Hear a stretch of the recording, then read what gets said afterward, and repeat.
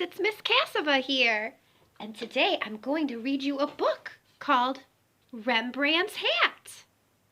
And the characters in this book are so cute. I love the pictures. Here's Rembrandt. He's a bear.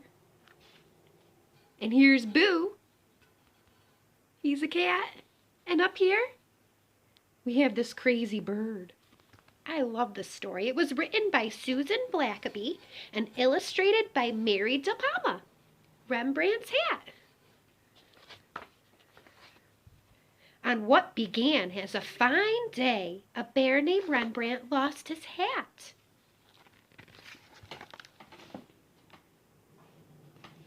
There's Rembrandt's hat blowing away. And there's Rembrandt. Here's a clown. He's juggling eggs. He had stopped in the park to watch a clown juggle eggs, and while he was watching, a gust of wind snapped the tip of his hat off his head and carried it away just like that. "Oh, please come back," said Rembrandt. He grabbed at the sky. Rembrandt hurried after the breeze. He saw something splash down into a puddle, but it wasn't his hat. It was a bird. "What's up?" asked the bird. "I thought you were my lucky hat," said Rembrandt. "I lost it." "That doesn't sound very lucky." The bird kicked up a muddy fizz. "Maybe you saw it," said Rembrandt. "It was a comfortable, everyday sort of hat. It was just your color." "By golly, I think I did," said the bird. "Really? Which way did it go?" "Up, up, over, and then out of sight and gone," said the bird. "Oh," said Rembrandt, touching his ear. "Oh," he said, sighing. "Cheer up," said the bird. "I'll be your hat." He hopped onto Rembrandt's head. "How's that?"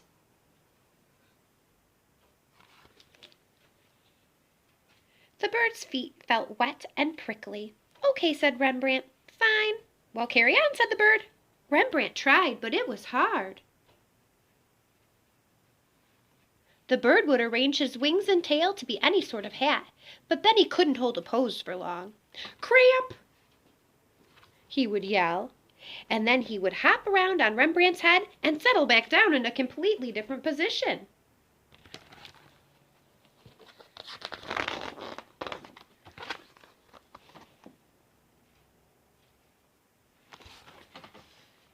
One day, as Rembrandt listened to the bird complain about a cat that had been following them, he noticed the cat peeking from behind a tree.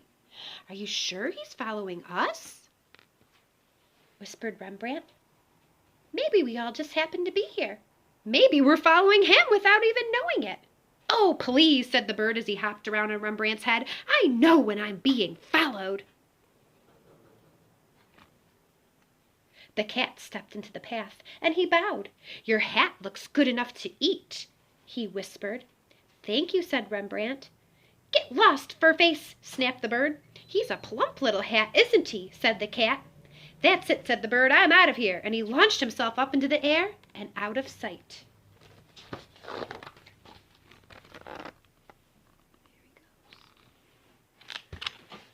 Rembrandt and the cat watched the bird disappear, and Rembrandt sighed. "That's 2 hats I lost today." "I feel partly responsible," said the cat. "Oh, well, never mind. I'll just be your hat."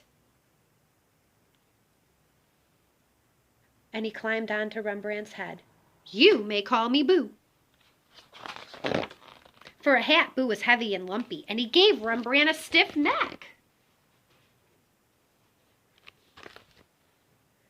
And he was easily distracted. Without warning, Boo would leap up and swat and swing, and when he wasn't fidgeting, he was sleeping in awkward positions.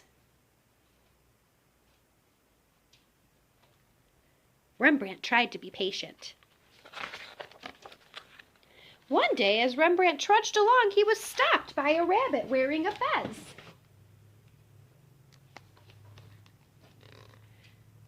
"Excuse me," said the rabbit. "You have a cat sleeping on your head."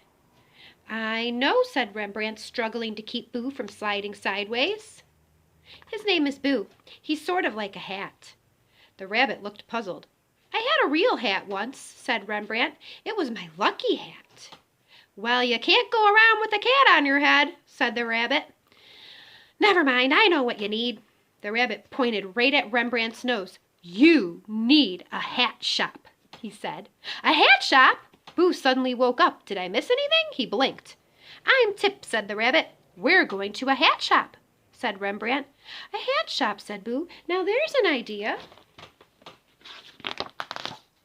A little bell jingled as they entered the shop.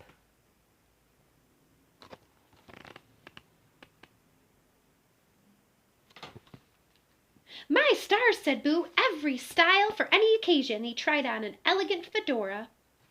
This one. Look at this one, said Rembrandt, reaching up. What do you think?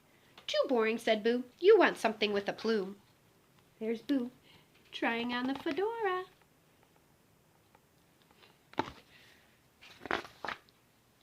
Rembrandt tried on 17 different hats in 11 different colors. All of them were fantastic, but none were quite right.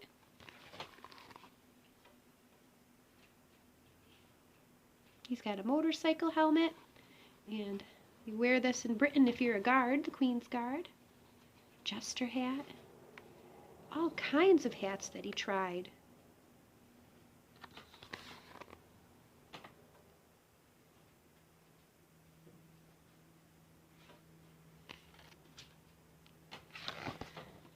Do you think he'll find a hat he likes? He's got a lot of choices. By now, Boo and Tip were losing interest. They were getting bored. Tip waved at a clown hat. Try that one, he said, and Rembrandt put it on.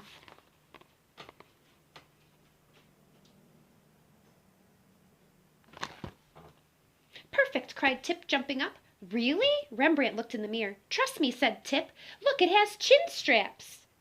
Tip tied the hat on tight. Let's go.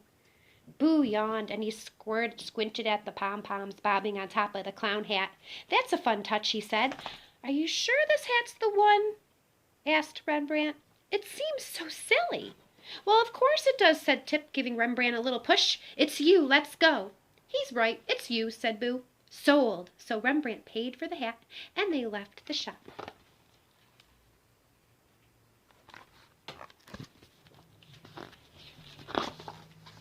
Rembrandt tried different ways to wear the hat. He tucked his ears in, he kept them out, he tied the ribbons, he let them flutter behind him.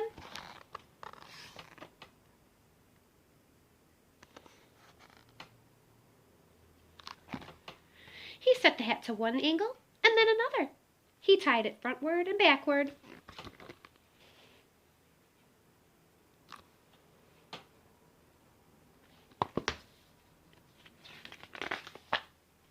Finally, he took the hat to the clown in the park. Would you like to have this, he asked. I would. The clown popped the hat onto her head. But what about you? There's Rembrandt, giving the hat to the clown. But what about you? I think I can find what I want on my own, said Rembrandt. I know exactly what I'm not looking for. The clown winked and pulled a penny out from behind Rembrandt's ear. Good luck, she said.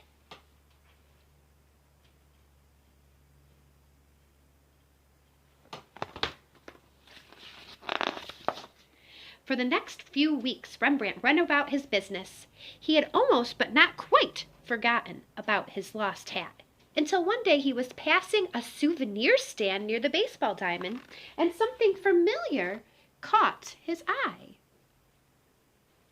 There's the hat, hanging in the store. It was comfortable, everyday sort of hat, just the right color. Better still, it had the right swirly letters stitched on the front. An R for Rembrandt. Hey, came a call from overhead. The bird glided down and hopped to a stop. You found your lucky hat. Rembrandt nodded happily. My new lucky hat.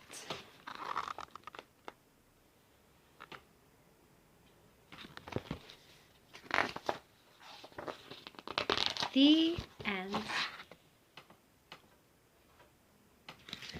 I love how this book had a happy ending. I hope you enjoyed.